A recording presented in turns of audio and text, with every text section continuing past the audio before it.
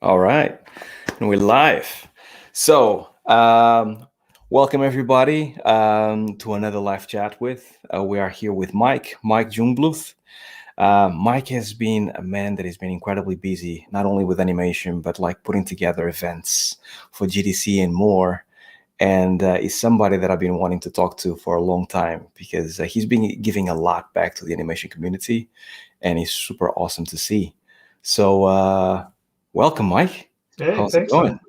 Good, good. I appreciate that. Back at you, man. Like, No problem, man. your videos pop up everywhere. And I'm like, man, how does he find the time to put out this many videos and be this active on top of I don't know, man. work direction? It's Yeah. impressive work, sir. Thanks, man. I appreciate it. I appreciate it. Likewise, likewise. Yeah, man. So you are also an animation director right now, right? It's Yep. incredibly busy. I want to I have questions, not specifically about your job, but how busy it is and how it is to be an animation director. But I would like to actually kind of like maybe take us back to like the beginning, like, Mm. young Mike, like where things started and the passion for animation and all that stuff. Because obviously, if you're doing like events on top of the animation, obviously you're very passionate about animation. And so that's a question there, really big question. Before you get started, I just want to give a shout out to like everybody that is going to come in with comments. Please drop comments to Mike or myself so we can answer them live. We'll chat for a bit, and then when comments come through, feel free. Mike has a lot of experience in the industry, so perfect person for you to know a little bit more about what it is like to work in the industry. So, Mike, take it away, man. Yeah. Okay. Yeah, that's a big one. So really, it wasn't so much animation at first. It was No. really comic books for me that I Oh, the same. was way into. Um, Yeah.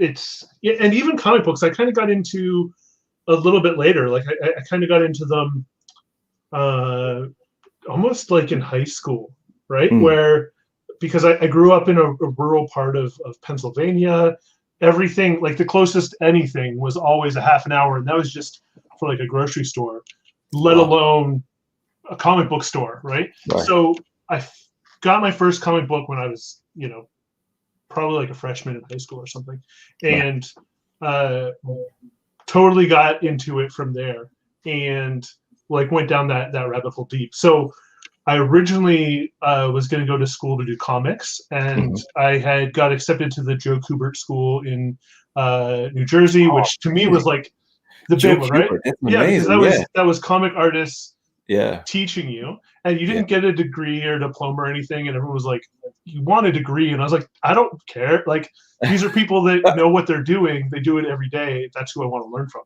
Uh, See, sorry, before you go any further, I have to kind of like interrupt because I actually used to read. Remember the Wizard magazine oh yeah, from back in the day? I yeah. used to read it, and I remember Joe Kubert had like an ad there about like join the school of Joe.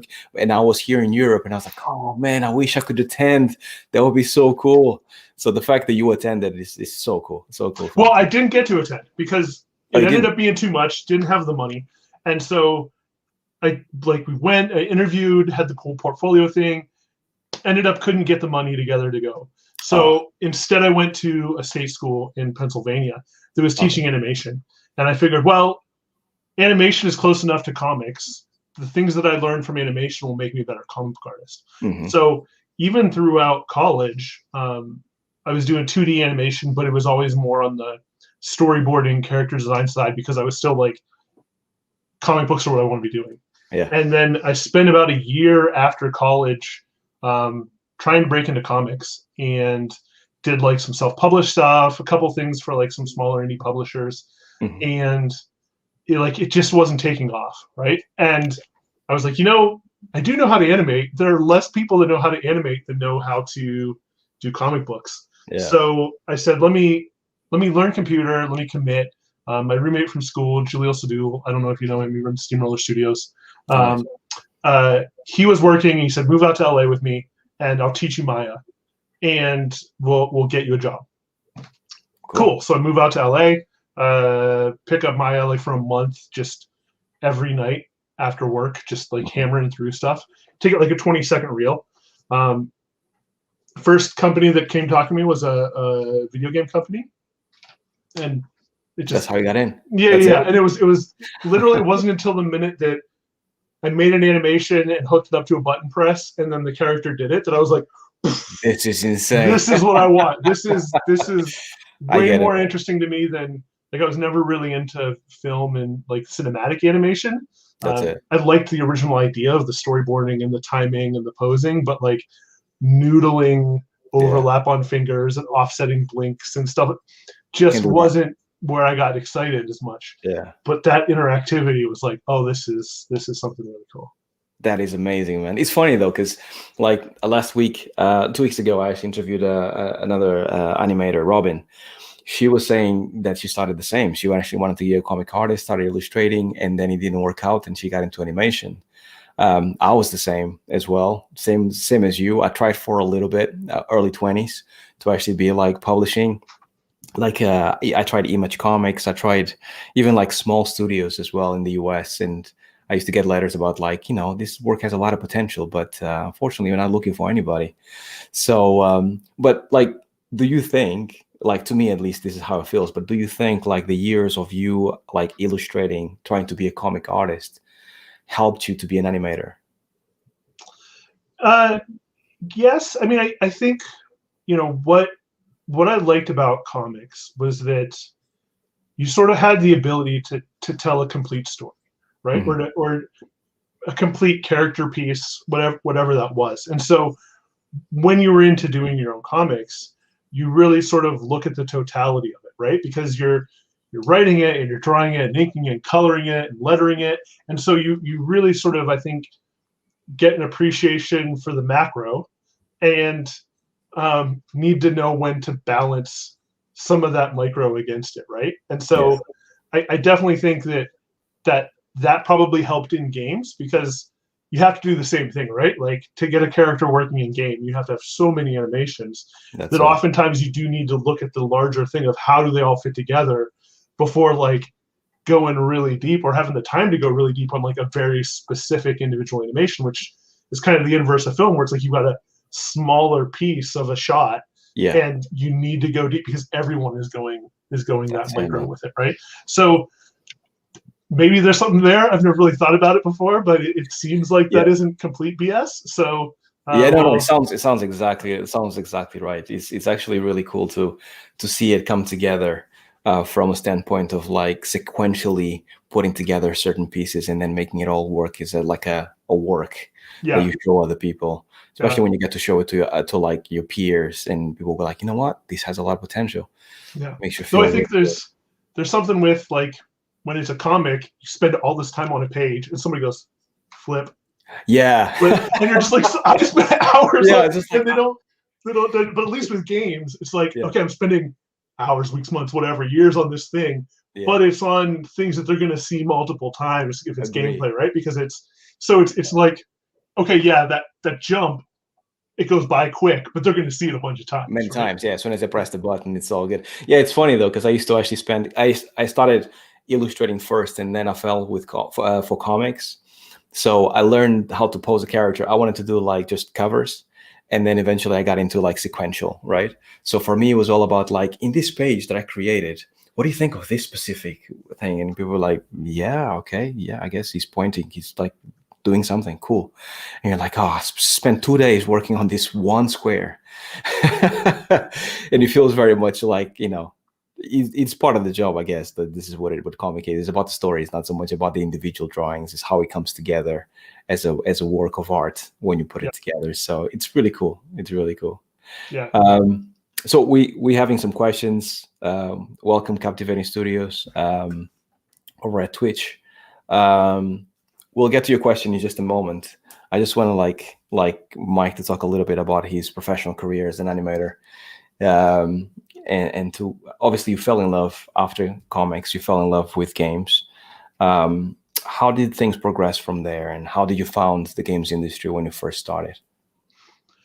So I mean, like the first year I worked at, it was I think there was 12 of us that worked on the game. It was a PSP game for the movie 300.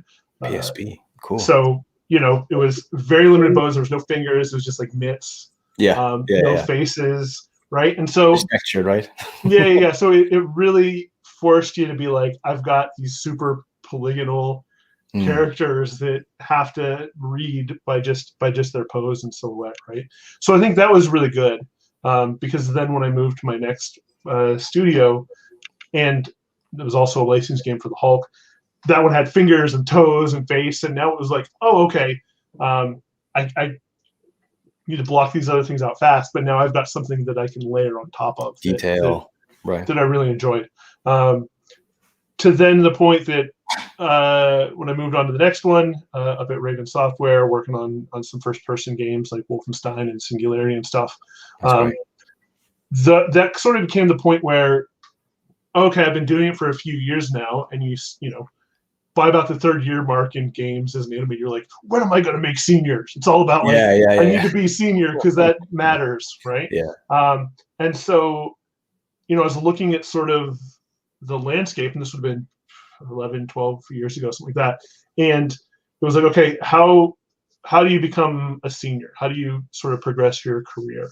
And the way I saw it, I was like, well, am I just the best animator here? Like on a pure craft level, am I the one that they're going to be like, this needs to look amazing, give it to Mike? And it was like, nope, there are guys here that are better than me at that. So like, they're just more naturally gifted at that thing. I'm not going to be able to get senior by that path, right? Yeah. And it was like, well, what about technical, right? Because there were some people on the team that were all about really digging into the implementation and how does the systems hook up and all of those things. And I was interested in it, but I was like, there are still people that are just like, they can rig, they can do all of that stuff that I never did because I came from 2D right then into animates and stuff, right?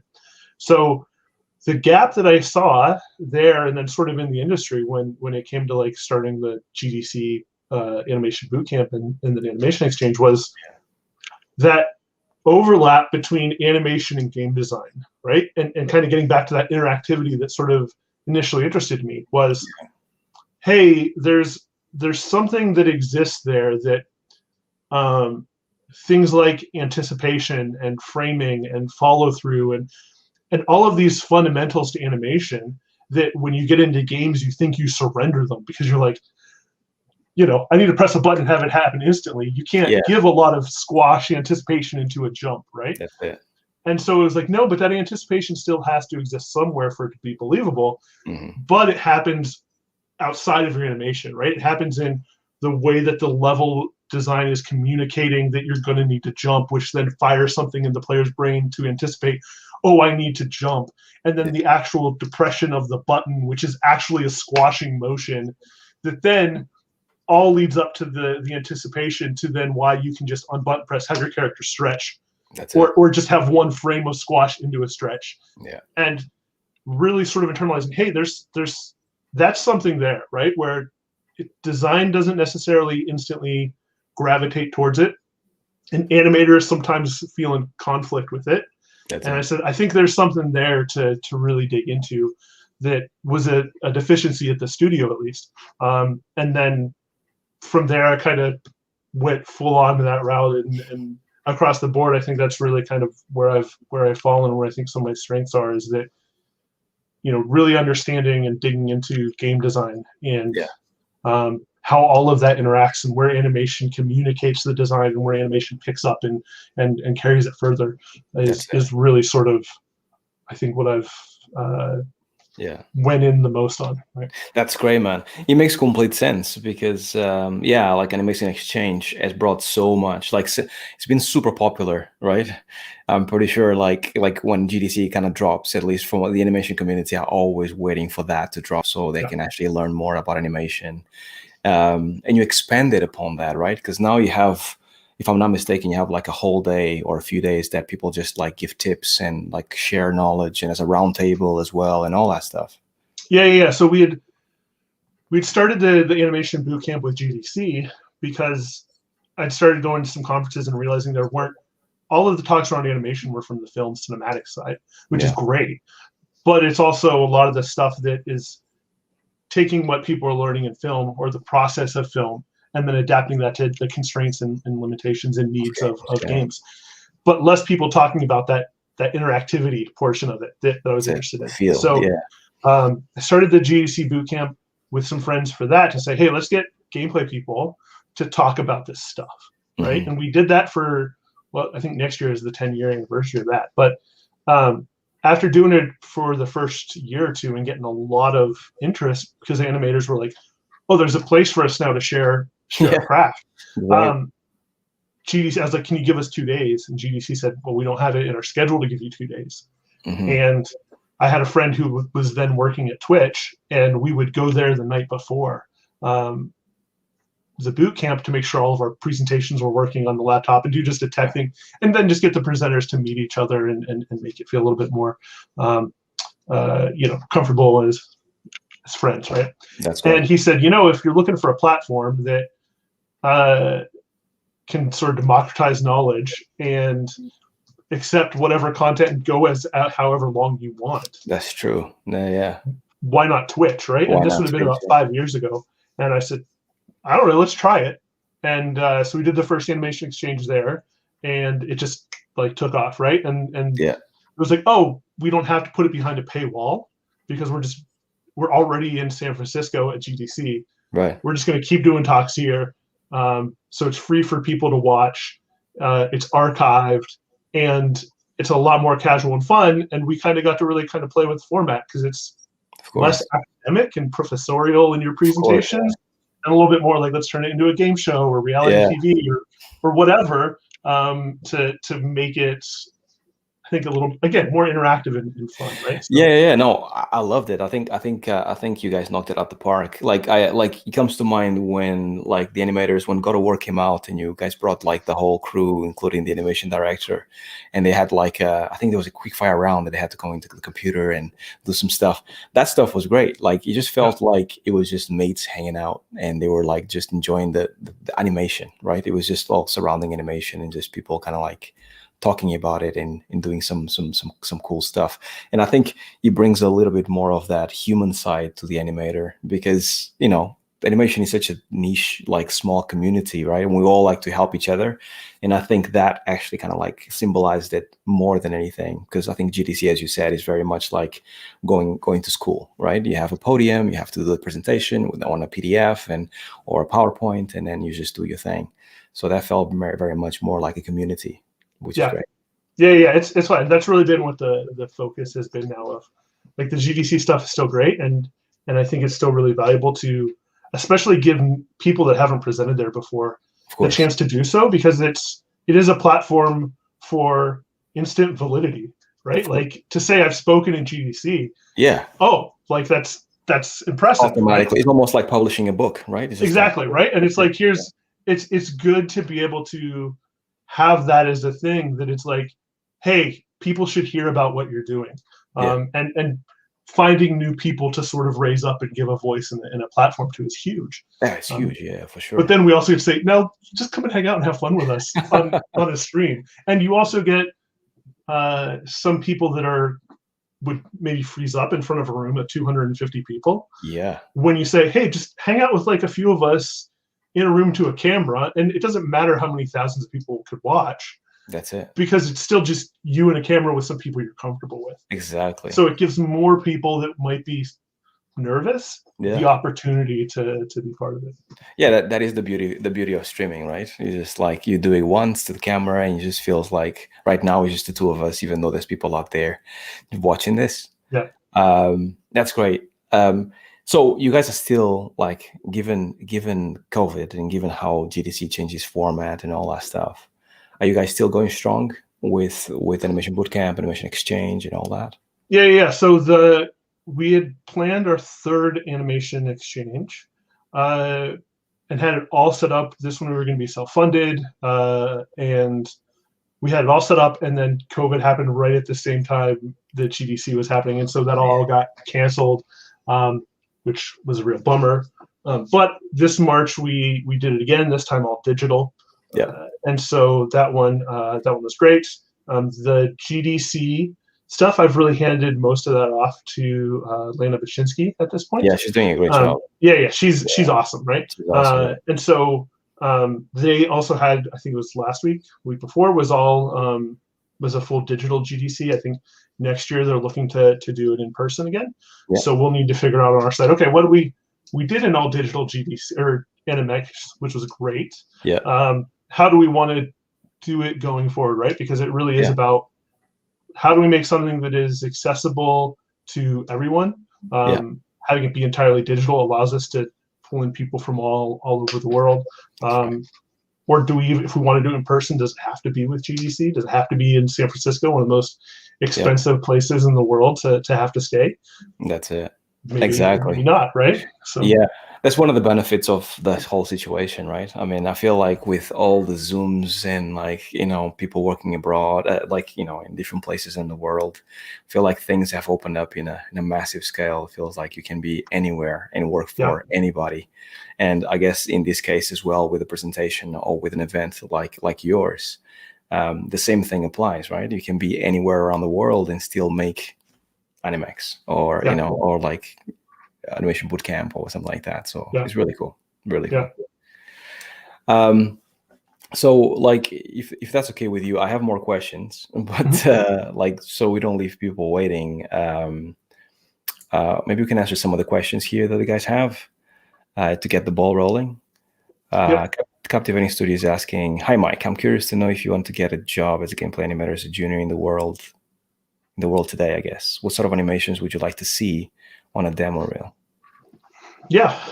So really it would be, I think there's like the standard things that you're going to probably be expected to do, whether it's player or creature, which is some run cycles, some jumps, some combo attacks, hit reactions, death animations. Really, it's about, can we see the range of physicality that you can animate is usually the first, like that's the first checkbox that needs to happen, right? Like believable physicality off. That's it, man.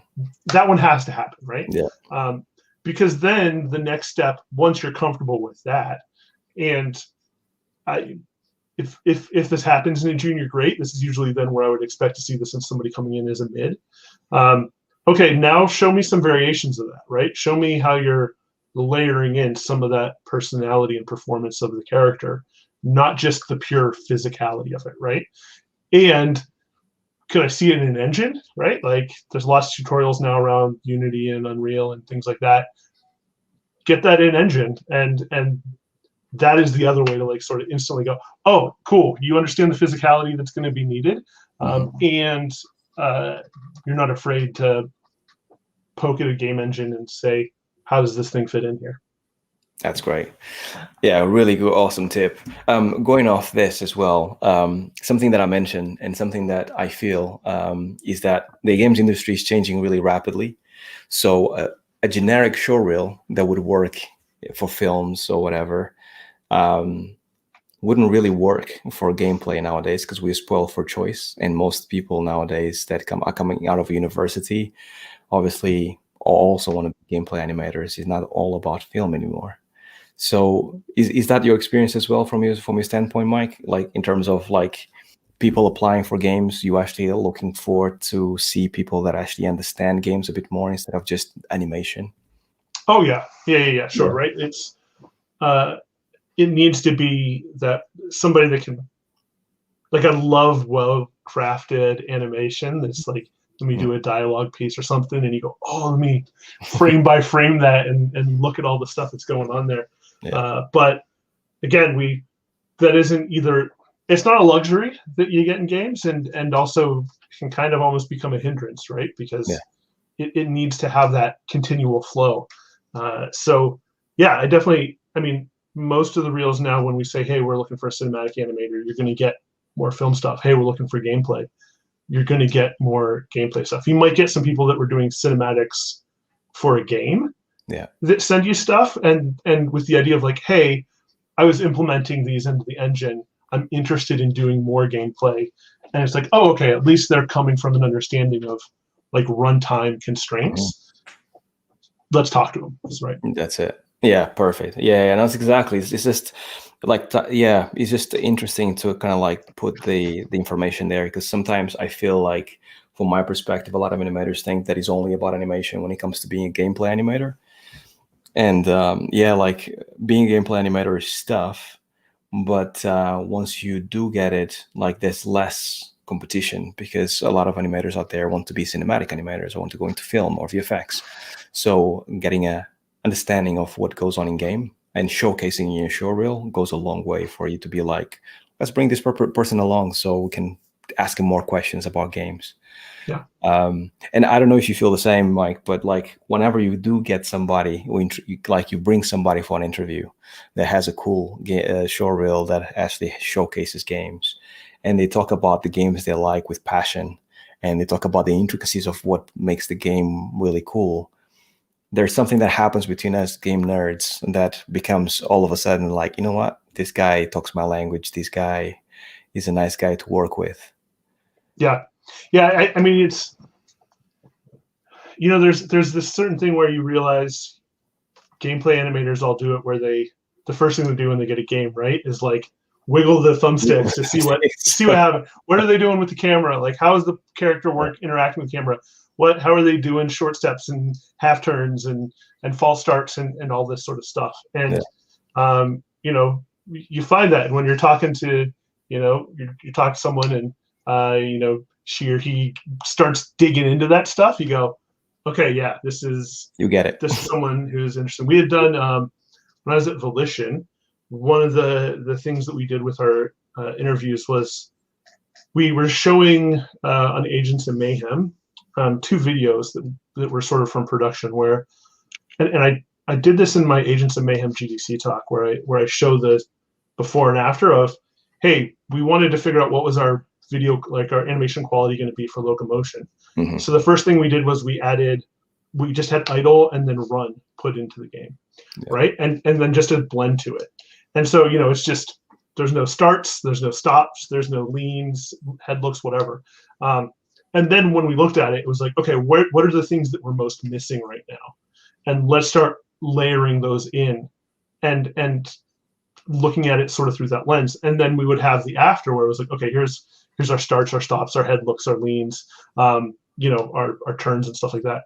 So what we would do in the interview is we'd say, okay, I want you to look at this first video and then look at the second with all these things. Can you point out to me the things that we added into this, right? Nice. And just to start to understand, is this somebody that is thinking of the system side of it and has some of that understanding around, okay, yeah, you added starts and stops. Great, cool. Right. They're like, is that a lean? That is a lean. That's great. Awesome. Right. And most of it's stuff that once you do play a locomotion once, you just have it all in your head of the checklist of stuff. Exactly. But it was a good way to kind of get an understanding from somebody how much they had already sort of internalized some of these things. Yeah, exactly. Not as a way to be like, ha, you failed, you're out, but just as an understanding of, okay, what do our expectations need to be when training them in studio? Makes sense. Makes complete sense. That's a really clever way of doing it. So here's a question. Demi Tsuru, I think. He Googled, he said the animation director, and basically showed up as responsible for the artistic content for an entire project. So the question is, what's his question? Can I have other responsibilities to help with planning a milestone, creating tasks, and prototyping for the role of animation director? New rig, new gameplay animations. So yeah, this sounds more like it, but Mike, go ahead. I'm going to interpret it as, what is an animation director? What is an animation director? Yeah. and, I think it's an interesting question. Actually, when I took on the role at Bioware, the first thing I did was I went to everyone on the animation team, and I went to like the project leadership, and I said, what's your definition of an animation director? Nice. Right? What are your expectations of one? Mm-hmm. What are things that you've liked from previous animation directors? Things that frustrated you with previous animation directors? Mm-hmm. Because I think there becomes a certain point when your role as a director that you sort of get to make up some of those responsibilities, right? Yeah. And you sort of have to understand, well, what are the needs of the project and what are the capabilities of the animation team and the project as a whole, and what are the pieces that I can either help push or drive or need to bring together, right? And so all of that said, right, my I think your role sort of differs a little bit depending on pre-production versus production. Early on with the role, I think it's okay, as anim director, I need to understand what is the project at a high level. What's the tone, the style, the intended player experience. What are the core features? And let me sort of break down. Okay, what's our ability, technically speaking, from engine and tools, team makeup, to make those things? What does the competitive landscape look like, so that I'm making sure that things we're going to be aiming for are competitive, or unique enough that they don't have to be competitive. And then at that point, sort of starting to assign team structure to, okay, now how do we, who are the people on our team to fit in the right places? How many leads do I need? Do I need a bunch of leads? Do I need, how many technical animators, and all of that sort of stuff. And then to me, there's kind of the point of, okay, now let's start layering in some of the style and tone and things like that, because a lot of the time that's the point where you go, okay, I know these are all the pieces that I've got, these are all the ingredients. Now we can actually make a nice meal. Create some stuff. Yeah. So that to me is what pre-production is like finding all the ingredients that you have available and then writing out some recipes of, okay, these are the meals I think we need to make. And then I think once you hit production, it really becomes a lot more of, okay, these were the meals I thought we should make, but now I've got a team of people that are far more expert on specific portions of it than I am. So they're going to come back and tell me, actually, I know you said we needed this, but you said it was a hamburger, but we really need a steak. All right, I trust you. Like, let's how do we make this a steak now, right? And so then it becomes reviewing and advocating and everything like that, and really kind of handing off that vision you have to the rest of the team once you hit it. And then, depending on what your production support look like, says how much time do you need to be spending planning for milestones versus purely reviewing, how much you're using internal versus external teams. What's your cinematic department look like? How involved you need to be with that versus gameplay? And so it really sort of, I think, varies from that I would suspect that most anim directors at a high level probably have the same job, but when you start getting into the specifics of, but how do you spend your day? It's I'm going to guess your role as an animation director, Harvey, is like similar, but also like different. No, but like what Mike mentioned right now is exactly what it is to be like. I think like part of the question was also like, is it the same as an artistic director? And art director like normally are looking after like the world building. So like anything to do with like doors and like the environment and anything that looks good in the environment that is static, that will be an art director. Environment, all that stuff. But for us, an animation is very much about what Mike mentioned about like getting the style of the game, or like how is this game going to be different than the last game, or how is this game going to be different than anything out there, and then putting a really good team together, and then just directing. And directing part, Mike, is stuff that, because this is my first role doing this, and the directing part is the one that I find the most satisfying and challenging.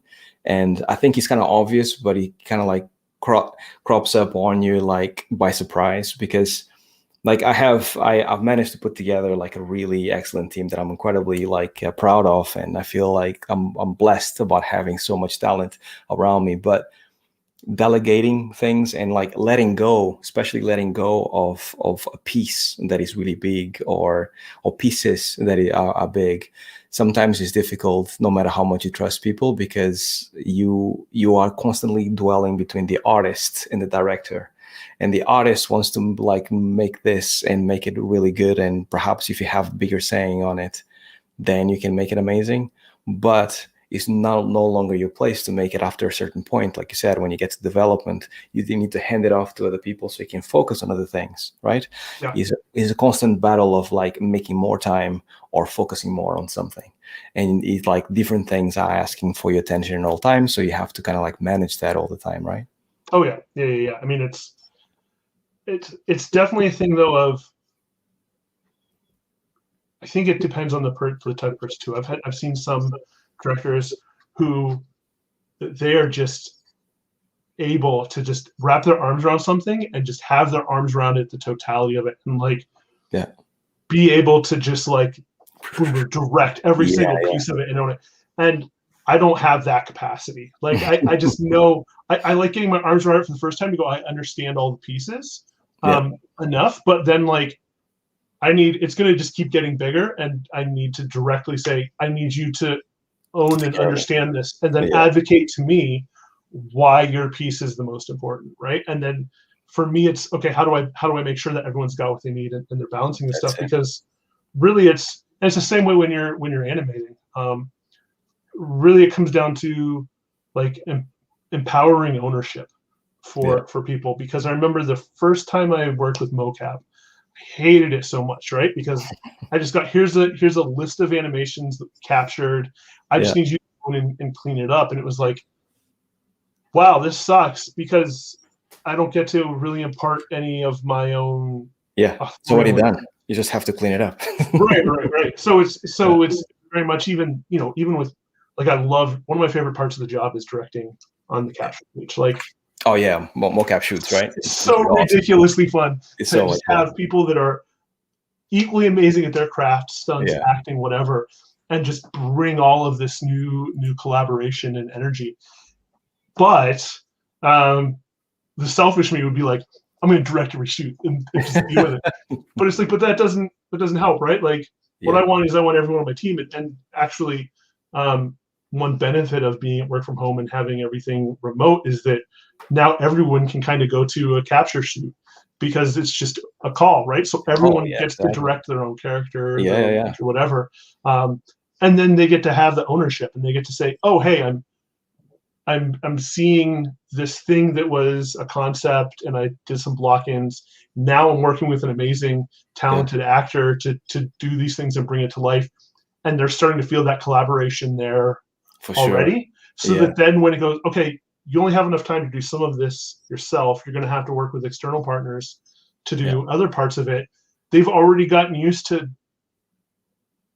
directing their vision, but then also being open to collaboration to other people to do this. And I mean, I think that's the biggest thing, right? Is like, games are such a collaborative effort because designers, programmers, animators, character artists, technical animators, like writers, everyone has their piece that they care about the most. Everyone cares equally as much as well. Yeah. But it's like, when do you, I promise I'm going to take care of your baby, right? And then just kind of shepherd that along. That's it, man. Good game development is probably expert crowd surfing, maybe. I don't know. Yeah, no, completely, man. And what you mentioned there about empowering people and making sure that you expand their knowledge and give them a lane to run in, I think that is really important, because I think we all, like people that have been around the industry for a while, we all had that lead or that director that was very much like micromanaging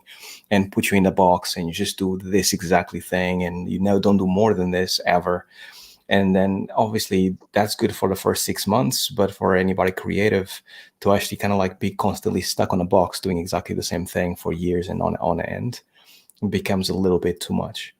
But if you actually empower people and give them a lane to run in, and like you said, like, get them to direct their own shoots, and therefore they have a better understanding of what's going on with the mocap, which probably makes them clean the mocap better because now they actually directed the stuff or they acted themselves, and therefore they know exactly what's going on.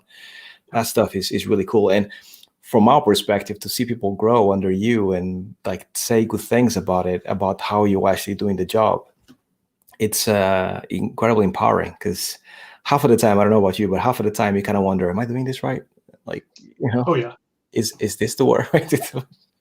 Yeah, it's how much of it is, the thing that I keep thinking about a lot lately is how much of our job is good reactivity, or there's just a point where I think a lot of the times when you're in a leadership position in general, but I think also games, you're usually driven by the fact that you like new challenges and you like to try and find solutions to challenges, which I think it's easy to fall into this overreactive state all the time because you want to like put out fires everywhere, right? That's it. And that's an addictive thing, but I think it's also the hard part that is like, okay, but where can we find opportunities to be proactive and understand where sometimes that isn't my fire or challenge to jump on, right? Becomes a hard one, right? But I think that's more and more I find something was like, how do we, just because we're quickly putting out fires, how can we, is there a certain point where we have to let the fire go for a little bit so that we can track past it to a source of the fire? Right, I see what you mean. Yeah, it's a hard one. It is very hard, and as the project gets bigger, the human element is another one that I actually keep like dwelling about as well, right? Because once again, we've been there where the director is in such a like pedestal almost, that you always think the director is too busy for you, as being a mid-level animator or being a junior animator. And I cannot bother the director because he's too busy, he's doing other things and all that stuff. And something that we do in our team is that we do like one-on-ones every month to make sure that I actually can talk with everybody. Doesn't matter if they're junior, just get started, whatever. But what that gives me is like a good overview of how the team is doing, and nothing, because the opposite of not actually talking with everybody individually is that you stop kind of like talking with your own team, because you're constantly talking with other teams on how to solve issues and how to get the game forward and how to, so you end up just talking with art or whatever the design or whatever department. So that human element is incredibly important, because at the end, like whenever we ship a game, the only thing you remember is really the memories that you had with the people around you, right? So if you had a good team, it's almost like a family. It's like this felt good. The game is good, but felt good to work on the game as well. Because the opposite can be true. The game can be amazing, and you can have nothing but like negative memories about it because you're stressed out or crunching, or your boss was not so nice or whatever. Yeah. I mean, I've definitely spent a fair bit. I've worked on more bad games than good, and so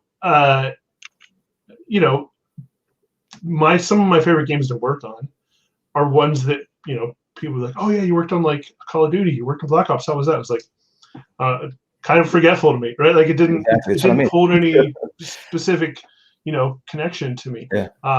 But then you look at something like Singularity, which we worked on before, and I got really into, or Agents of Mayhem, which I worked on before coming to Bioware, which didn't do great commercially or critically, but we had so much fun working on it, and it was like as a team we were engaged and being creative and having fun that it really becomes you sort of two roles. Like success needs that, like you want to create a successful thing, right? Like you don't want to release a clunker, but you also want to make sure that you've created a successful team, because that's what's going to take all the things that you learned, both positives and in places you failed, and go, we know why we failed.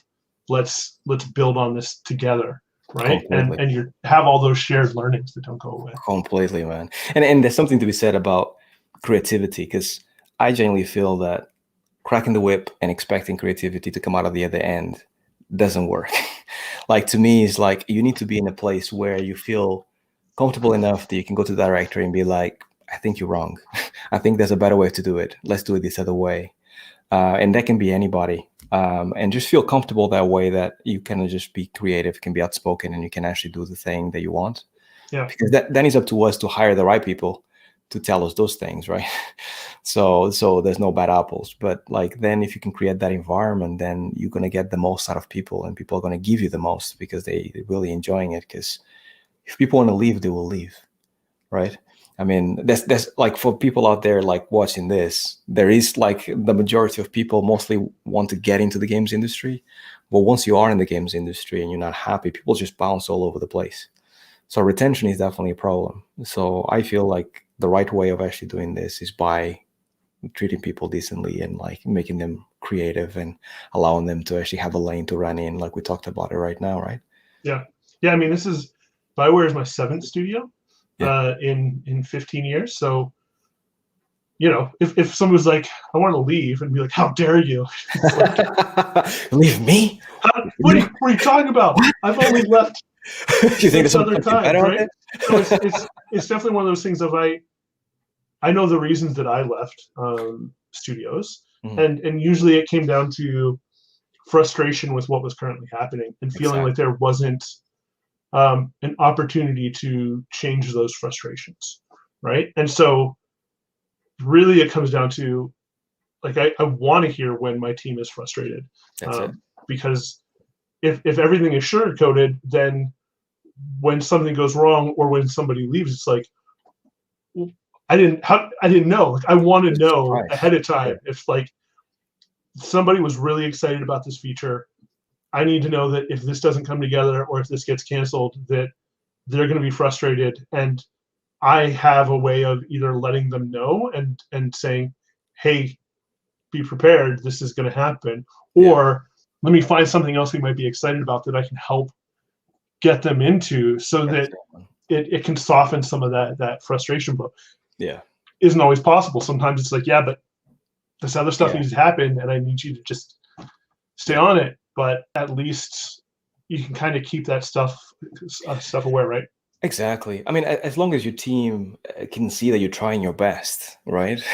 And then you really go like, you know what, I try, guys, but this is not the way to go. We need to go this other way. At least they know. At least that's my experience. Like, you know, it just feels very much that they give you the benefit of the doubt and be like, okay, he fought for us and he's there for us, but this time didn't work out because, you know, sometimes it just doesn't. So and there are going to be sometimes you're going to have to ask them to do things that they don't agree with.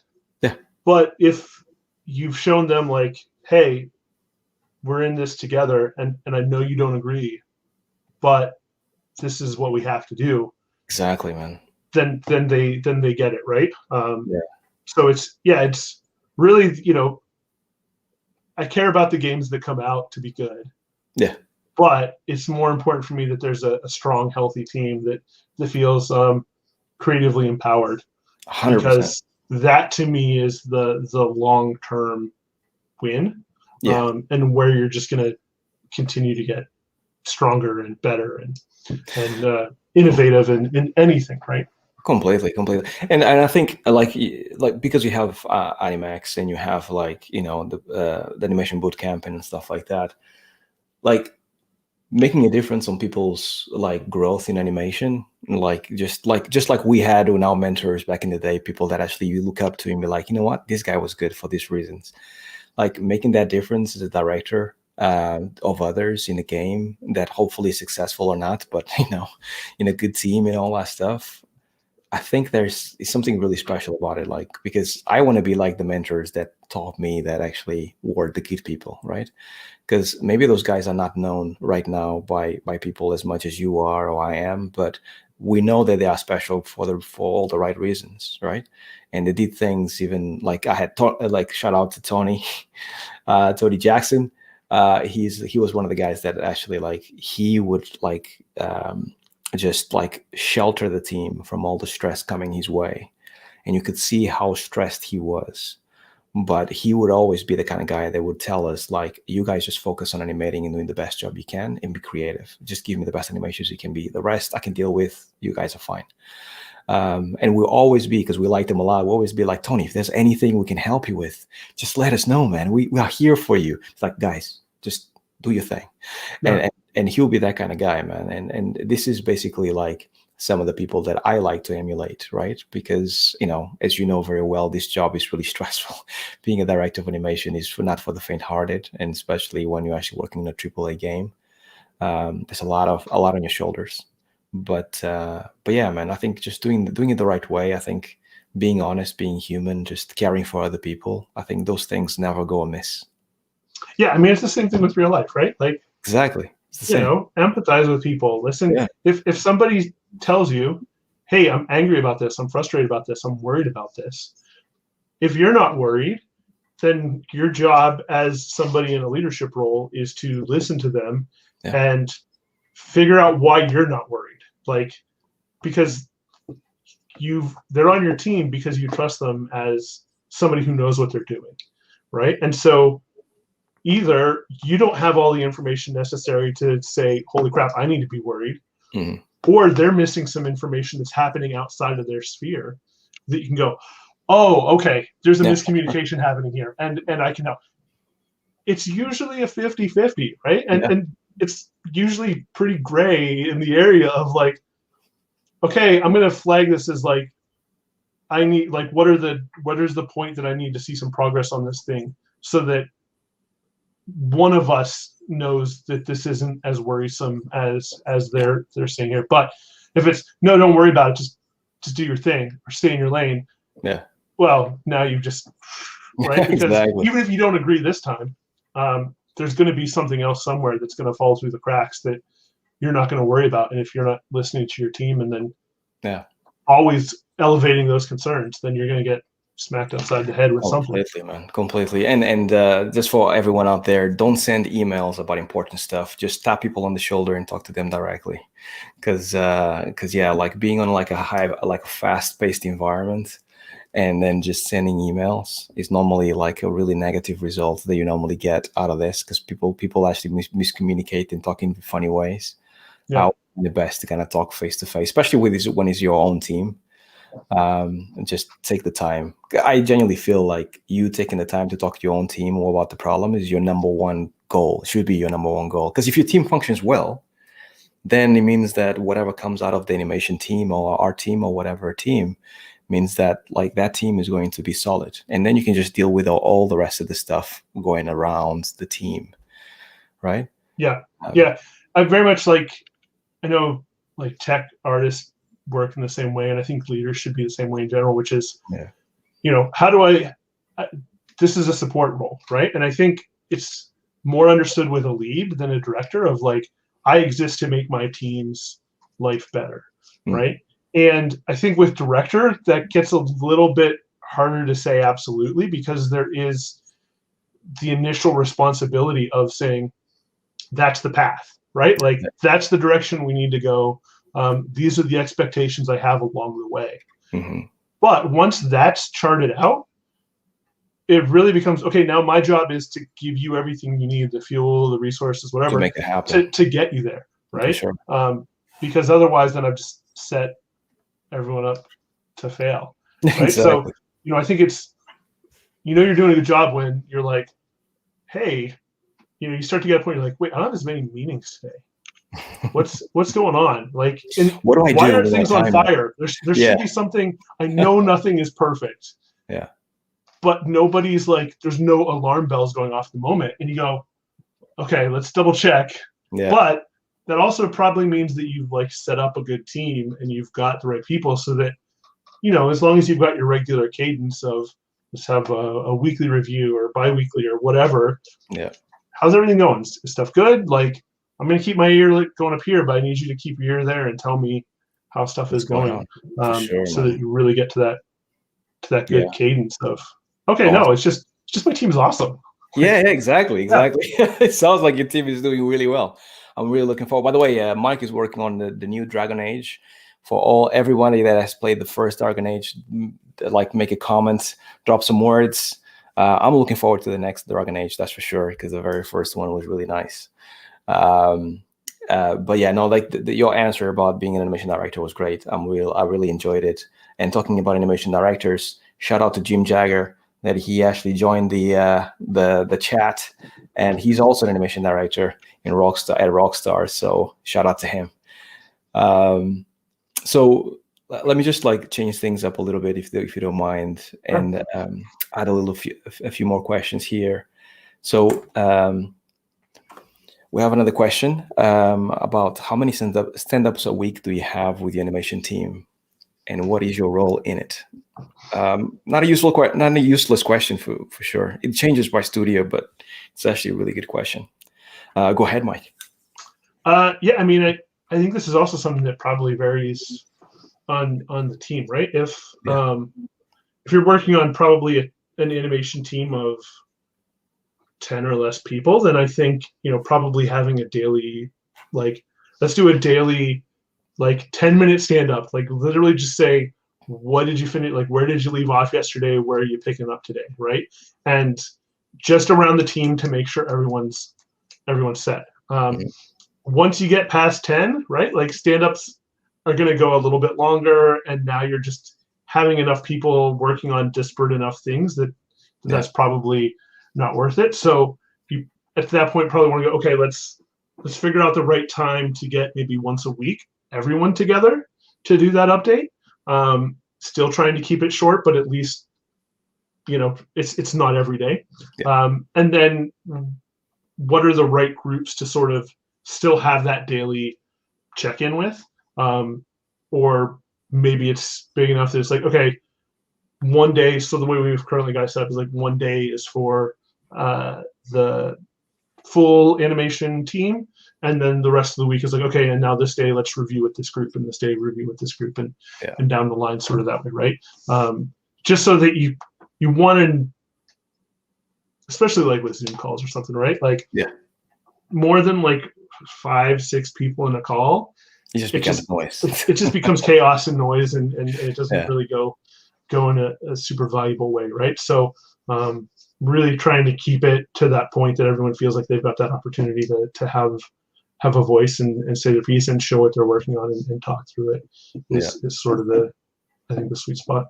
That's cool. That's really cool. Yeah, no, for us, like we try to have a stand-up every day. And the stand-up in the morning is mainly so we can actually meet up the team and everybody, like find out how everyone is doing. Depending how quick it is, we try to make it super quick, but depending how quick it is, I always ask the question, or try to ask the question, what have you done yesterday night that was interesting? Anyone did anything interesting last night? And that normally kind of breaks the ice a little bit, because what I found as well is that because of that idea of the director being too busy, everyone is kind of almost like following your schedule. Everyone is all like, oh yeah, he doesn't have time. Let's wrap it up. Let's do it quickly or whatever. So like me kind of like asking that question just gives people like a chance to kind of be like, I played PlayStation, or, I watch Netflix. Oh, this TV series is really cool. And it brings the team a little bit closer, just to kind of like, huddle together for a little bit in the morning. It's useful to me as well, because the rest of my day ends up being just meeting with other people, lots of stress, lots of decisions, constantly decision fatigue. So meeting my team in the morning, first thing in the morning, and just having a little bit of a laugh every day sets me up for the day really nice. If I start my day by just having a tough meeting, it's normally really just like, spoils my day for the rest of the day. And again, I think it varies too what that would be in pre-production versus production, right? Like the pre-production is all about what is the possibility space, and let's find the walls of the thing. And then production is like, all right, now fill up this box with as much as we can. And so it sort of changes the cadence of that check-in and collaboration and the tone and all of that stuff. For sure. It depends where you are in the project as well, for sure.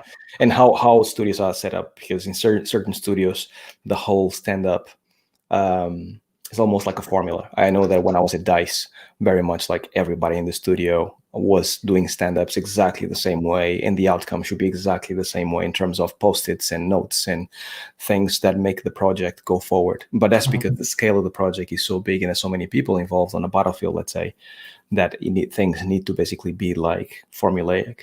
While the studio that I'm working on right now is an up-and-coming studio, so that formula hasn't been set yet. So there's a bit more room to actually play with.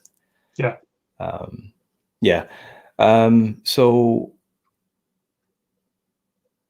Jean, how's it going, Jean? One of my students. People in the industry normally change their jobs after several years. Um, and new jobs means you need to move to another city. How do you balance your career path and your life? That's a great question. Question that all of us animators ask at some point, I'm sure. You want to go first, Mike?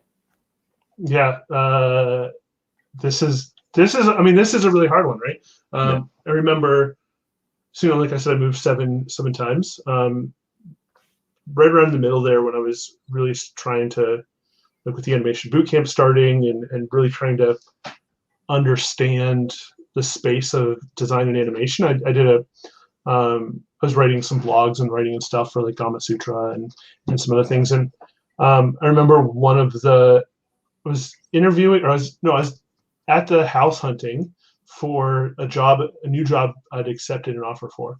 Mhm. And they had layoffs at the company I was just at while I was off that day house hunting for a new job across the other side of the country, in the States.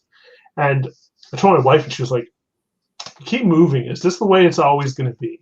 Yeah. Right. And that was sort of the whole blog post that I'd written, was like, "Is this how it's always going to be?" Is Yeah. that every couple of years we move. And us especially, we don't like necessarily living in a big city where there's a lot of studios. Hmm. We like living a little bit further out of the city.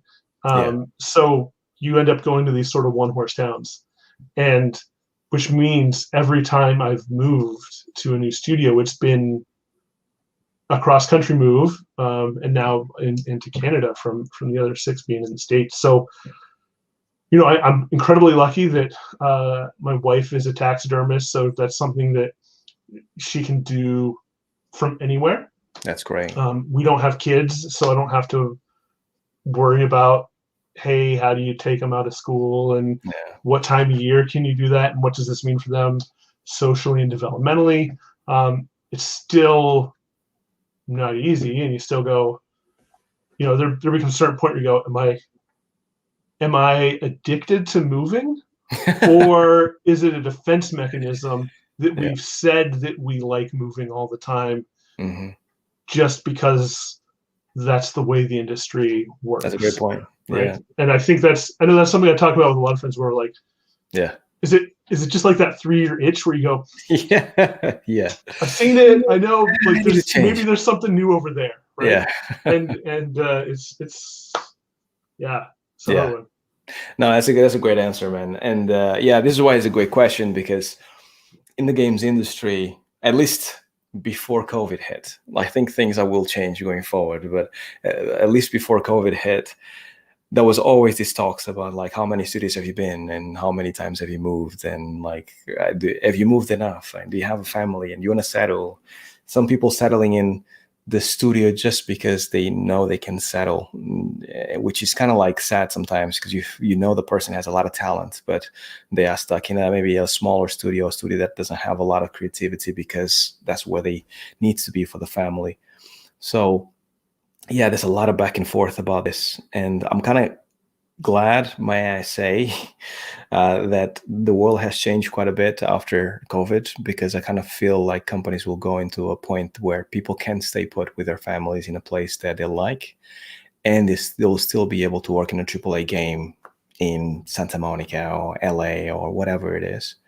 But yeah, like the moving from city to city is really cool in the beginning when you start in the industry. Like in my early, like when I was like early 20s, like early 30s, I was like living the life, because knowing that I can go and work anywhere, and it's up to me with my talents to go in and move to the place, felt amazing. It was like, oh, now this other country, or now this other city, or now this other company, and this AAA company is bigger than this one. Let's go to that one.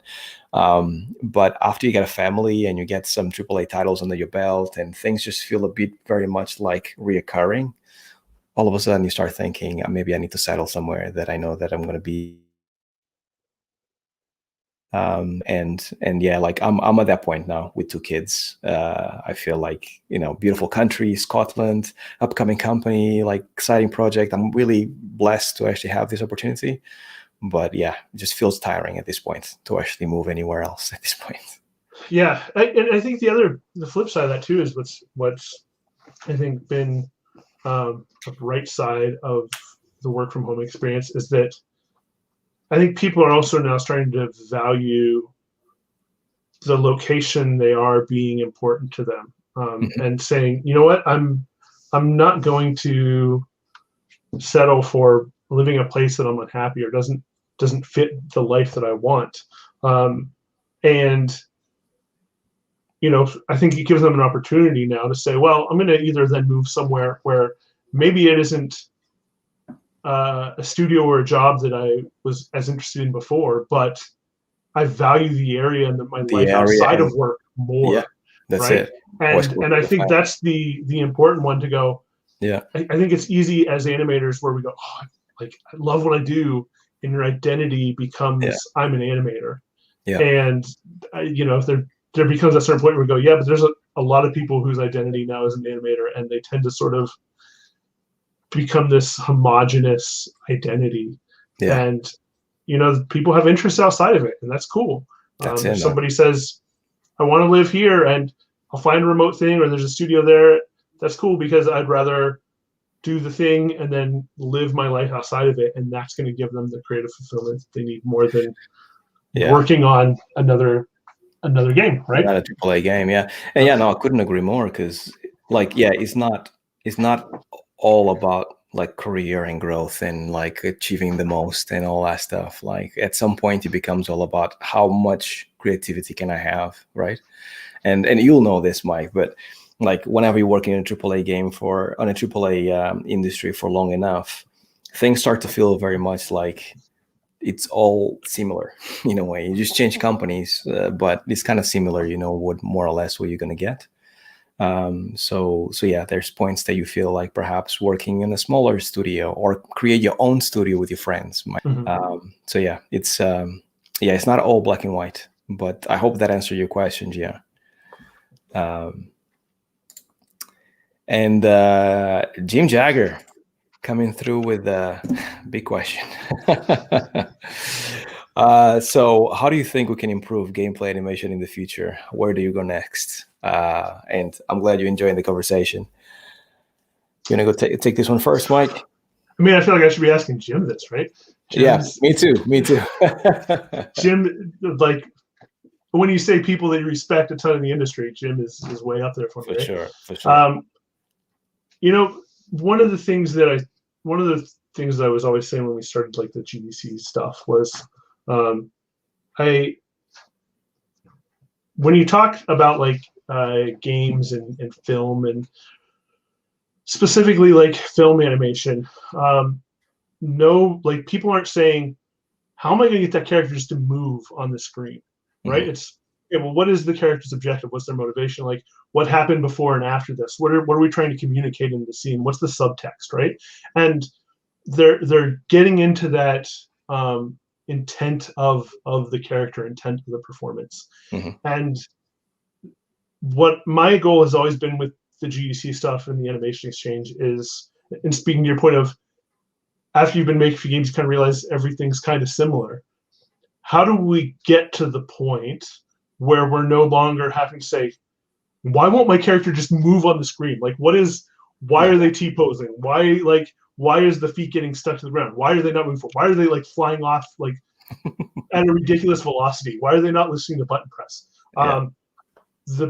For me, the future that we always want to keep pushing for is, how do we get to that point where those are the technology is far enough, the knowledge on how to do these things is democratized enough, mm-hmm. that we can really just get into, well, what is the character saying? Like, what are we communicating with our characters, with our animation, and how do we make these characters in the game feel reactive and personal to the choices that we give the player, right? So yeah, for me, all of that is that to me is like, that's how we break down. There needs to be a million of little micro advancements along the way, right? Because it's like, make workflows accessible to everyone, but really it's the point of like, when you look at like the development of like the Kodak camera. Yeah. Like when Kodak said, here's a camera that's accessible to everyone, or more people, right? All of a sudden you saw art and painting and all these things go from being, here's portraiture and landscapes for rich donors, to document their life, to we're going to paint whatever we want, right? And see, and you get this influx of new creativity because the possibility space and the accessibility has gone up thanks to technology. So for me, it's whatever technology gets us to that is what I'm always kind of interested in looking for. That's amazing. That's really cool. Cool answer. Like, I feel the same way. I feel like we're such a young industry that we are at the point where the 9 old men were when Walt Disney and them, like, they were just drawing on paper and just hoping for the best. And there was a point that they got to that's like, we need to systematize, get a system here that actually works for everybody that we can reproduce at a high quality. Obviously, games are much more complex because you have an engine now and there's all kinds of stuff that can go wrong. And it probably take us longer. But once we find those 12 principles for games, then I think we can focus on like what makes our game different than the others. And I think at that point, we're going to get to a point where this is basically my answer to Jim's question, is like, games have a much more deeper impact on the human experience whenever you actually go through something that takes so long to finish and you feel so connected with the character. Anyone that has played Zelda know this. Like, after playing 60 hours Zelda or whatever game you actually choose, because they're all awesome, you feel connected to Link. And whenever that drama happens in the end, whatever drama it is, you feel for the characters. You feel that like you've been through something amazing. You feel emotional. You feel like crying. There's so many stories about that. And Zelda is not the most beautiful game, right? It's never been. It's stylized, yes, but it's not like the latest gen, like characters like super like pushing boundaries. But they get the essence of the game correct, right? It has soul. Yeah. There's so many games that don't have soul. And I think that soul, Nintendo is really good at putting it in a bottle and then selling it. And I don't think a lot of game developers out there do that quite so well. And I think once we actually get those systems more in tune, then we forget more about the technicality of it, about like, these things are so shiny. And it's all about the art of making games. I think we're going to get there. And, you know, there's games that have done that. God of War in the West is a good example of that, right? You don't really talk about the technicalities of the game. You do as well, but you talk more about what it made you feel, right? Yeah. So I think that, like, 100%. And I think what's interesting, the way that like Nintendo does it, right, is what are the constraints that we have? Yeah. Okay, here's an experience that we want. What are the necessary ones for us to solve or to remove as a technical constraint to make this? Yeah. Let's focus on that. Let's not worry about doing all of the things, right? That's it. But like what I love though is when like bringing it back to Jim, you look at something like Red Dead that is just like on every level saying, oh yeah, these are the things we're committed to raising the bar across every level. Yeah. That what I've loved seeing over the 10 years of doing GDC stuff is that at the beginning there were a number of people and studios and publishers that were like thinking that the way they solved the thing that they created was the important piece. And so I would remember reaching out to people and be like, I was told I can't really talk about it, you know, whatever. Yeah. To the point now that most people, especially once the game is shipped, right? It's go ahead, share, like tell them how you did it, right? Because people are starting to understand that it's not so much, hey, what was the code that you wrote, what was the system that you built, whatever. It's what was the idea and how did you execute on it, and what's your ability and the craft to execute on it became important. And so like shout out again to like Jim and them. They did a bunch of talks for Red Dead 2 at GDC this year. Same with the Naughty Dog team. Beautiful stuff. Yeah, that's like that to me is important because that's the stuff where as more people go, oh wow, they did it that way. Let me see if I can do it this way, and then maybe refine it a little bit, right? And let me see if I can remove 2 or 3 of those steps. Because I know what the destination is now. They've showed me where the potholes are. I can jump over those, skip past those to get a little bit further, right? And sort of start to purposefully build on top of each other's advancements, as opposed to everyone like trying to Just outdo each other. I always think of like that scene in World War Z where like to get over the wall, the zombies were just like piling on top of each other. And I feel like that was so much of what the game's animation, but game industry is in general, is just like, let's make a game about cover, and everyone's just like, it's like, how about can you share how you make a cover system, and then make the how do you make it not the important thing, but like what are you doing with it is the important thing. Exactly, because I mean, at the end of the day, like we get caught up on this, like Gears of War, like cover, like let's do it. Is it more Gears of War or is it more this thing, right? Like there's always these talks about like specific features. Like this game did it really well. Can we do it better? And it's always like up in the ante all the time. But like whenever you look at, once again, going back to Nintendo, whenever you look at Nintendo or a Red Dead, for example, in this case for Jim, you don't really think about the specifics about how you ride a horse on Red Dead, right? Like even though it's like an amazing achievement, the way they actually made that horse and how much systems must have been created, how many systems must have been created to get that horse to look that way. It must have taken so much time. Yeah. But when you play the game as a player, you're just thinking about you are on top of your horse on the snow, going through some place, and you have to go from point A to B. How does it make you feel? And it makes you feel badass. Like it makes you feel like you're actually there because it's so realistic. It's so amazing. Yeah. And that's what Nintendo gives you all the time, right? It's just like, does it feel believable enough? Does it feel like an experience, like something that you will remember, memorable? Yeah. Right? Yeah. And I mean, I taking this back to me in a conversation. To me, that's like back to the comic thing, right? Where as frustrated as I would get that you'd pour hours on a page and somebody would flip over it. That's it. That actually means you've done your job because you didn't provide a friction point. You communicated clearly what it was you needed. And so it's become this thing of like, good game animation is when it's not called out at all, right? Because it's frictionless, right? And it flows. If you're riding a horse and you go, I don't have to think about fuck this damn horse. Yeah.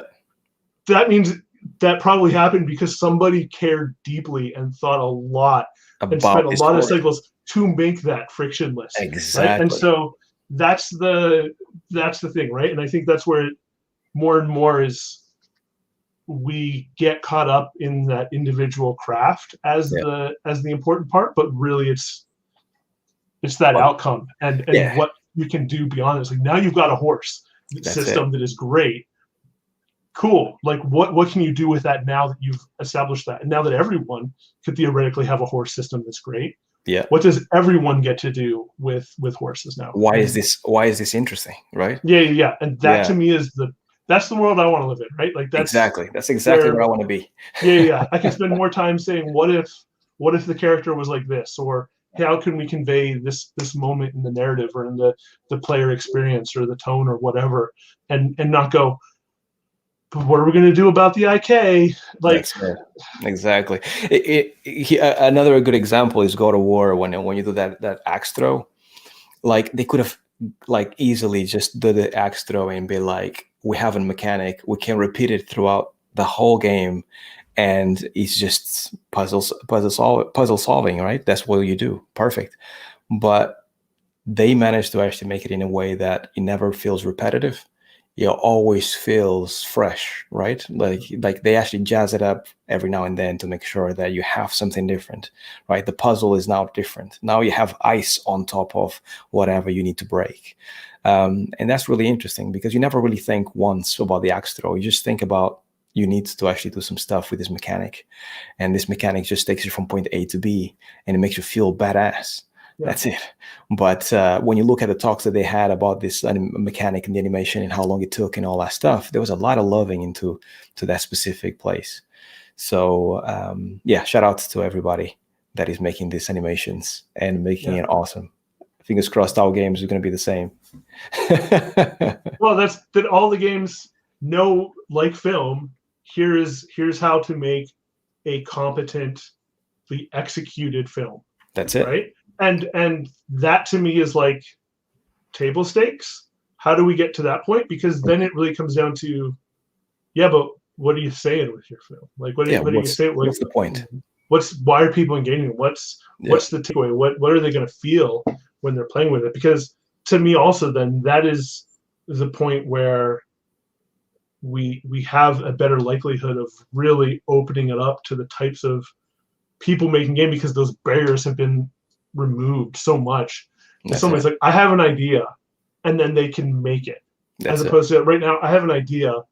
Okay, let me like is that dig possible? through all this, and is it possible? And what's my skill set? And if I want, And normally you have engineers just going like, nope. yeah, right. And so it's the reality is, and this is what I try to tell my team all the time. I'm a 40-year-old dude who got into games by being way into comic books. Right. Yeah, I like art history, and I read stuff about like whatever philosophy sort of things, but like also not like the most interesting things in the world are probably not the ones that I can think of off the top of my head because it's in some part regurgitated through somebody else's lens. Yeah. Right. But it's like, show me what you got, right? Like hit me with something I don't expect here. And the best thing that I can always want to see from my team or from any game is like surprise and delight me. Because if you can do that, then I know you're onto something good. Whether it's the thing I would have thought of or even a thing I care about. Yeah. Doesn't matter because it came from a good spot. It comes from exactly because after a while, when you have a good team, then it's just not about your ideas; it's about everybody else's ideas coming together and making your idea or their idea better, right? Yeah. Just magnifies everything. So yeah. So thanks a lot for the question, Jim. I hope that was satisfactory. But we have quite a lot. And by the way, thanks a lot to Viva Specifico. I appreciate the donation. You are officially my very first donation in these interviews. Wow. My very first $5. So Mike, you are very popular. See, no. I'm standing on the shoulders of giants. Like it's like I just got to be here on your 300th home run, Harvey. Like it's only happened you're here, so it's the 300 before this, whatever. Like this is yours, man. Yeah, but no, thanks a lot. Appreciate it. Really, really cool. Really cool. So I want to talk a little bit about like giving back to the community, because I think it's something that we haven't really talked about. A little bit maybe, but not a lot. But for me, right, I didn't expect this, but when I started my YouTube channel, I started to find out that people like were enjoying what I was saying, and I was helping out folks, and people were starting to have a better understanding about certain things. And some way, somehow, it feels like helping out others and animators feels almost bigger than animation itself, or being a good animator, or making a good game, or all of these things, right? How do you feel after putting together, doing like Animex for so long and all that stuff? Like, does that resonate with you as well? Oh yeah, I mean it's there was I think it was after the third animation exchange. We were doing a hangout, or it was after the boot camp or something. One of the things where there's like 125 people that are all gameplay animators, technical animators, image programmers, like dedicated around the craft of interactive animation. And they're all just hanging out and chatting, and you're seeing people from indie talking to AAA, and you just get this moment of like, oh, this is bigger than right, like what you kind of expect in your head, right? And you're like, I never expected for somebody to pick this up and go with this thing. And because I was doing a podcast with a couple of friends even before we started all the boot camp stuff. So, you hear people say, "Oh, I got into this because I was listening to your podcast, and that's why I got into games." And you're like, "What? That's wild." But also, like, yeah, I think it speaks to that director thing of as well, of like, yeah, it's there's you want the thing you make to be good. But the thing you have the direct opportunity is saying, how can I raise this person up? How can I show them what their possibility space is, or listen to them as to where they want to go with their possibility space, and provide them the opportunities to get there is, for me, the thing that's always going to be like, oh, that's a feeling that you can't get in other ways. Right? Yeah, no, it's very awesome. And like, I think animation in general, like, it's like everybody wants to help each other. And I feel it comes from this, like, it's so hard to become an animator. Doesn't matter if it's for games or film or whatever. Like you have to work so hard on the craft in order to be an animator. And then when you finally crack it and you finally get your first job, you still have imposter syndrome to deal with for the next 5 years of your career, most likely, if not longer. Yeah. And you still feel like maybe it was luck. Maybe you're going to get fired. Maybe they're not going to like your job. There's so many questions in your mind. So because we all went through it, there's a genuine like feeling that you want to help others, because this is a industry that is really cool once you're in it and you feel relaxed and you can create. But for you to feel relaxed takes a while. In the beginning, you genuinely feel like a reindeer that actually been like flashed by lights in the night, or at night or whatever. It just feels like it's too much. It's overwhelming. It's so many things. Yeah, it is, right. It's as a craft. Any craft is a hard one to learn. I think there's something very much about animation, though, that you're sort of the best animators are sort of the ones that are always curious, and I think in general it attracts people that are just sort of eternally curious about things. Yeah. And when you're forever curious, you're always forever aware of the fact that what you know is very much dwarfed by all of the other things that you know nothing about, right? And constantly finding out, like, oh, I need to animate a bird flying. Well, all right, time to like research birds and how do wings work, and like how do they adjust to different drafts, and like what are the different speeds, and like all of these things that you all of a sudden realize, holy crap, like it's constant like Dunning-Kruger experience when you're doing it. So yeah, I think that inherently makes for just a community that gravitates towards, I want to talk to more people and I want to help people out, because if somebody else can learn this faster than I did, great. Because now I get to see what comes of that, right? What comes of that, yeah. Keep building on it. Yeah, it's exactly, man.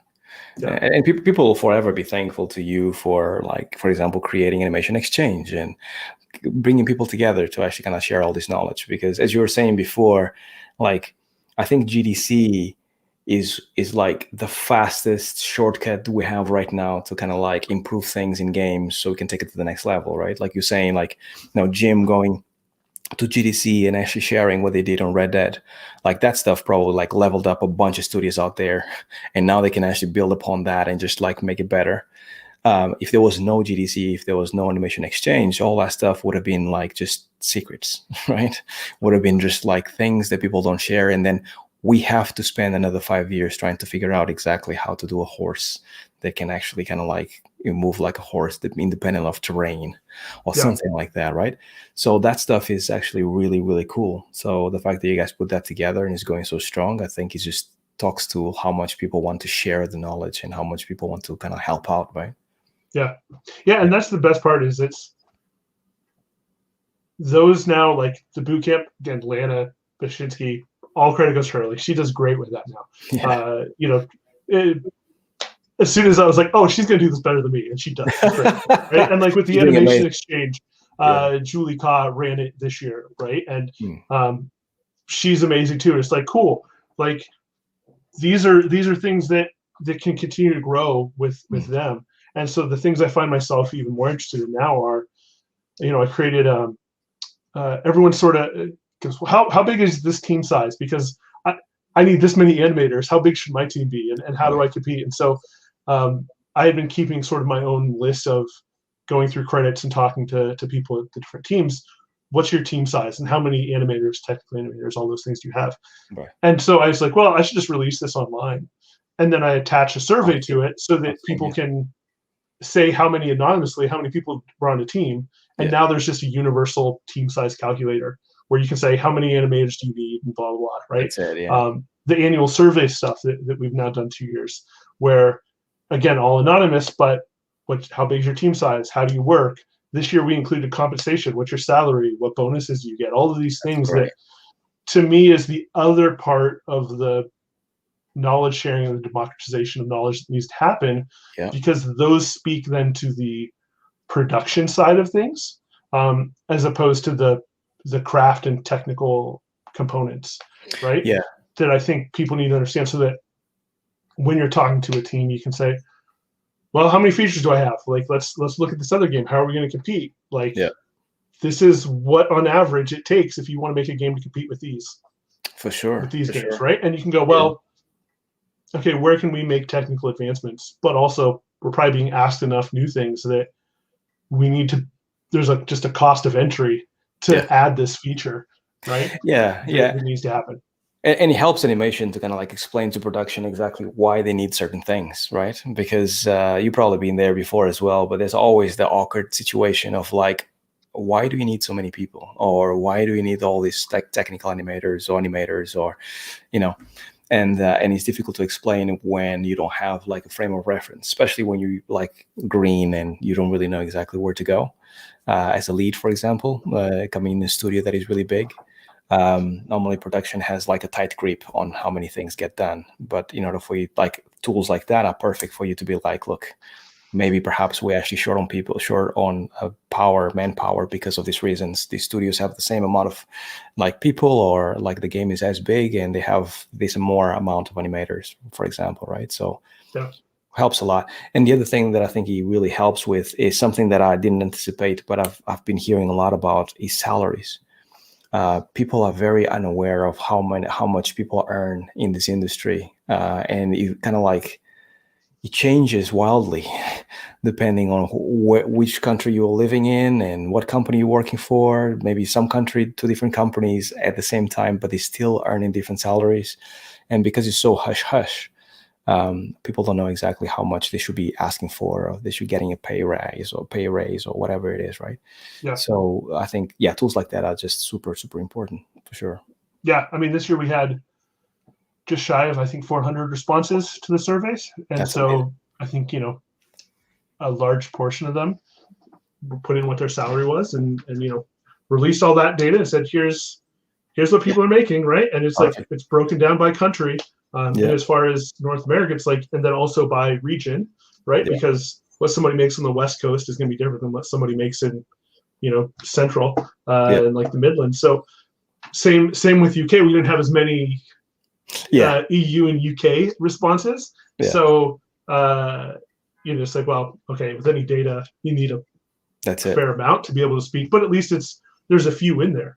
Right. Yeah, exactly. It will only get bigger though as well, because people will start to see how useful this is, right? Yeah.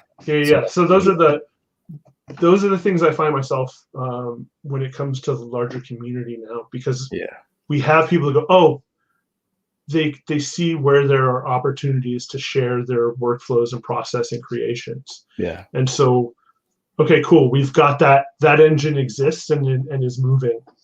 How do we start fixing some of these other problems that we have? And then also looking at the data and, breaking it down and looking at it this time and saying, look, if I compare the salaries of men and women, men are making at the higher end, more men are making at the higher end than women are, and more women are making at the lower end than men are. This is just data. So you can't say like, well, it's just, no, like this is 100% just data. Exactly. It doesn't matter, if you look at like people 1 to 5 years, it was like 60% men, 40% women were the responses, right? Yeah. Once you go to 5, now it's like 75% men, 25% women.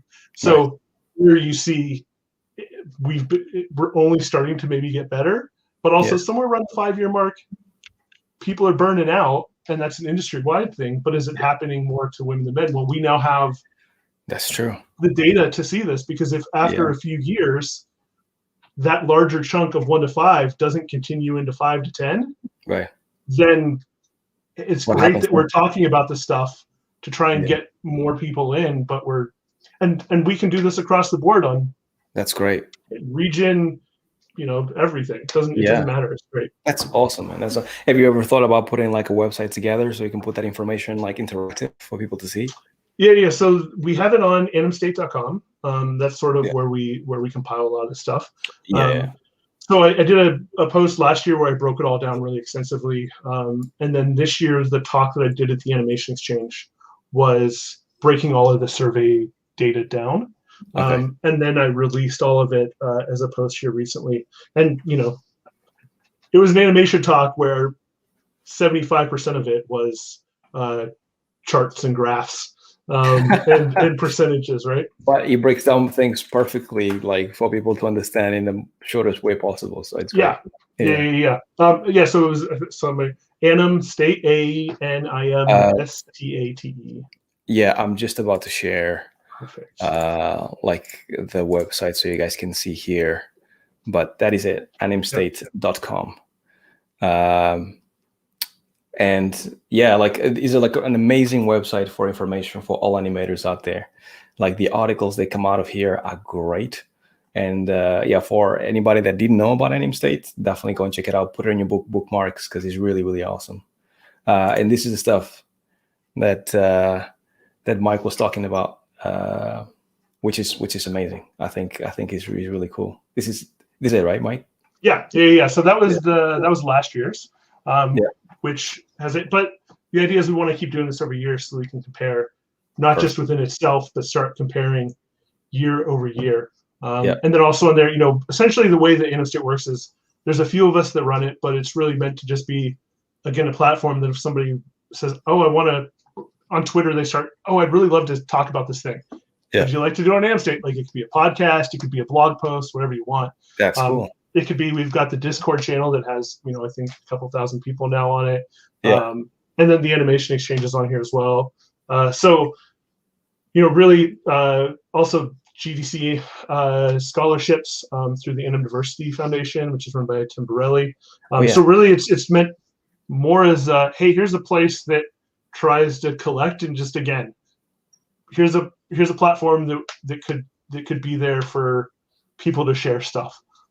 As they want, and just gives us a place that, hey, I wanted to talk about this thing. It's not March at GDC or Animation Exchange. Of course, we can do it here, right? You don't have to wait a year to actually talk about it, right? Right. Yeah. That is amazing. Yeah, so go and check it out. Yeah, animstate.com. Definitely worth it.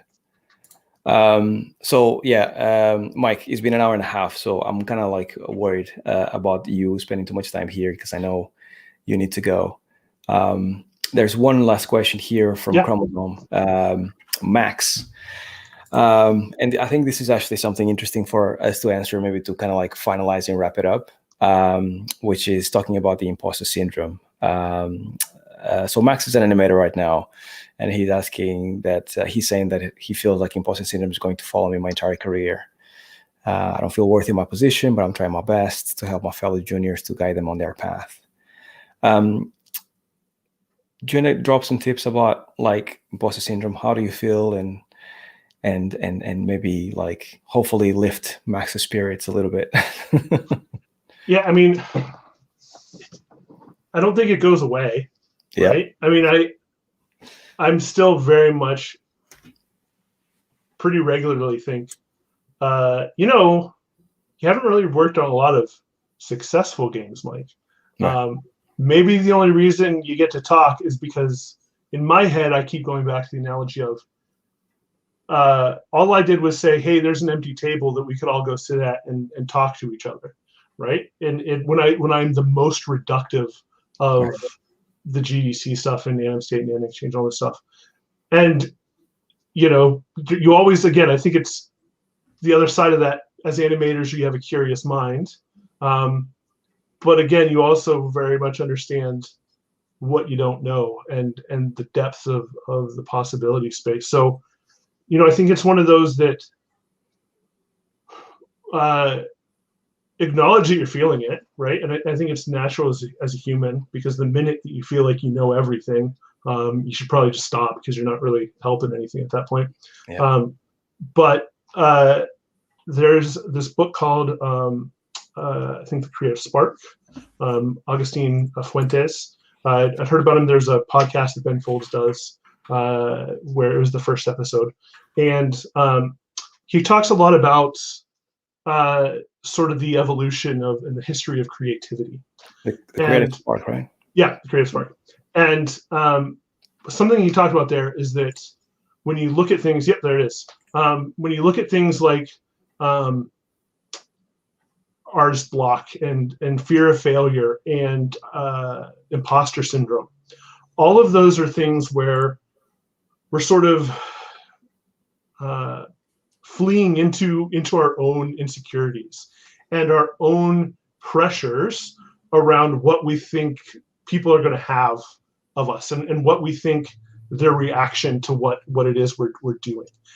And it's an anxious feeling, right? Because we're taking all of that and doing.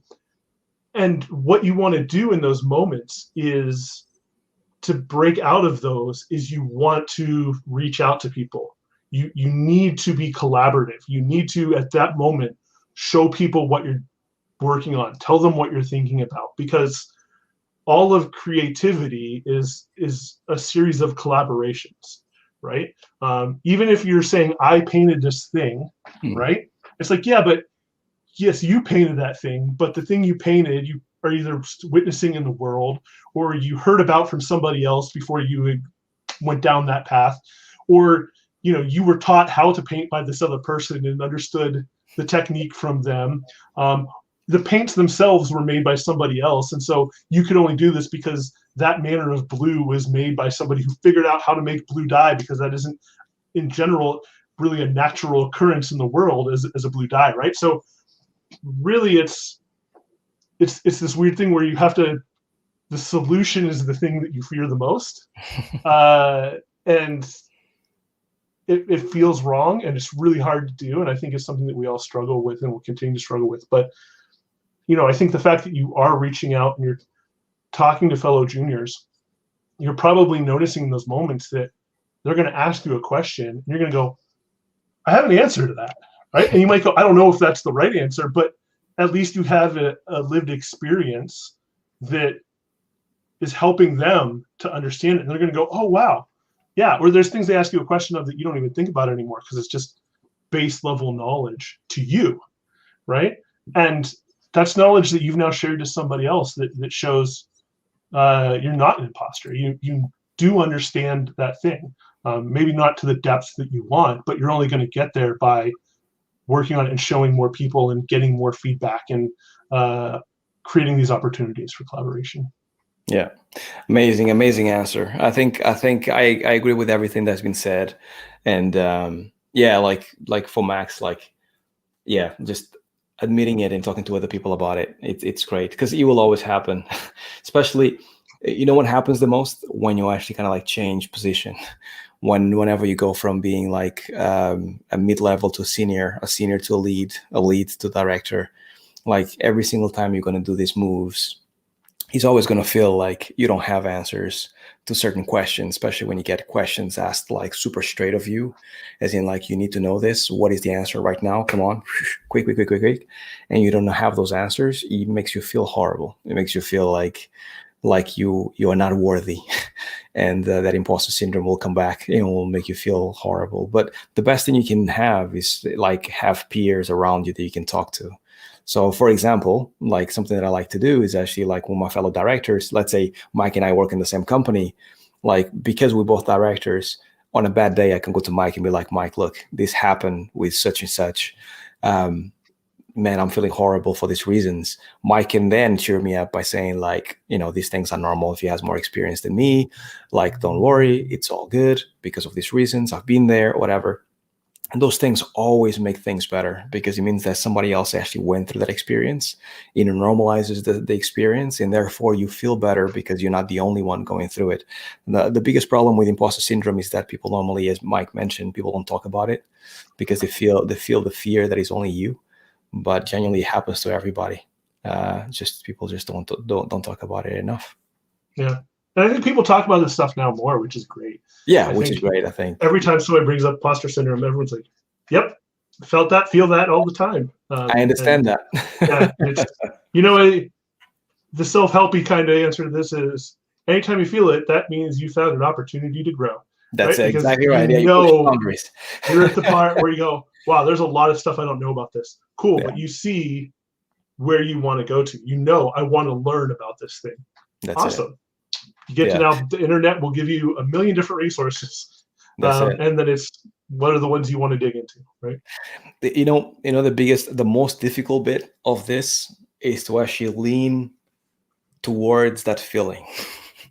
That is the most difficult bit, because it makes you so uncomfortable. Like I'm genuinely like a big advocate of like being able for you to always be slightly off center, about to fall but not quite there.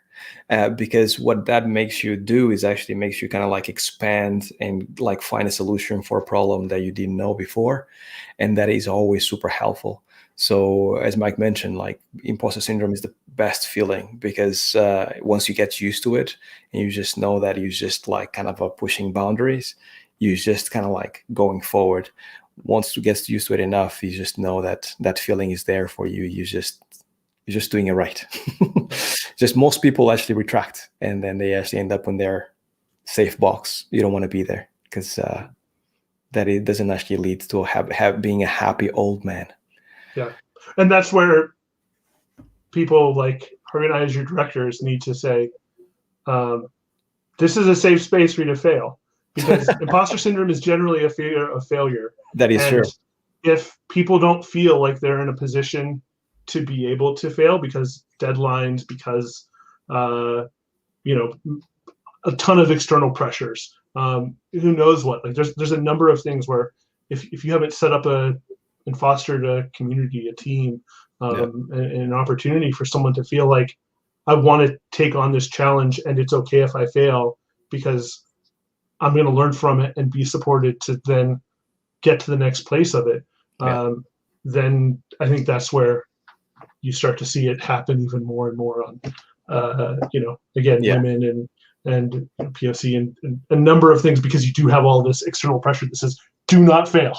That's right? it. Yeah. You can't afford to fail. Whereas, in general, when you man, and especially women, you get used to, if I fail, there's going to be a safety net, and I'll get back up and keep going, right? And so it's a lot of stuff to dig through there. But for sure. And remember, we are just making games. So it's not like, what I do, Mike? I watch this program here in the UK called 24 Hours in A&E. And it's basically this program where like they spend 24 hours shooting people, kind of coming, like recording people coming through emergencies in a hospital. And you see some of the most like vile things. And it's actually shot really well in Channel 4. And to me, in a weird way, I really enjoy watching it, because it puts in perspective of like how we are just making something that is entertaining. And that's all we're doing, really, right? It's not like we are actually in the hospital in need of family, in a like difficult position that is life or death. We're just making games. So whenever you have a stressful day, just think about that. Like we're just like working on something that we like. We are blessed to be working on it. And a bad day is still better than working on McDonald's or working somewhere that you probably don't like, because you're still working on the games industry, making games, and it's all good. Yeah, it means you still care. It means that you still care, exactly. Yeah. Cool. Anyways, Mike, it's been an absolute pleasure, man. We actually went almost into 2 hours, but it was like really, really awesome to talk to you, man. Agreed. We need to next Animation Exchange. Do you see whatever online, in person? Yeah, for sure. Yeah. Hopefully you get to do this again if you have the time in the future as well, because I feel like it's to be continued. Thanks a lot for taking the time, man. And I'll continue talking to you over Twitter and other places, I'm sure. Yeah, definitely. All right. Cool, man. Thanks, everyone. See you, everybody. Thanks for the comments.